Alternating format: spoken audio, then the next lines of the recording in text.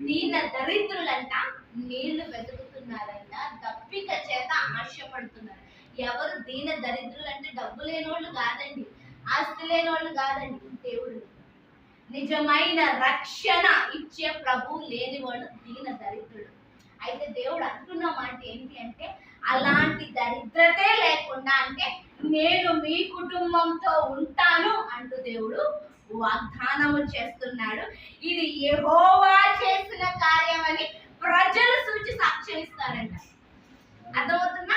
ఇప్పుడు మన సాక్ష్యం చెప్పడం ఓకే, ఎందుకంటే నాకు అది అయ్యిందండి, నాకు ఇది అయ్యిందండి, నాకు ఇది వచ్చిందంటే దేవునికి స్తోత్రం.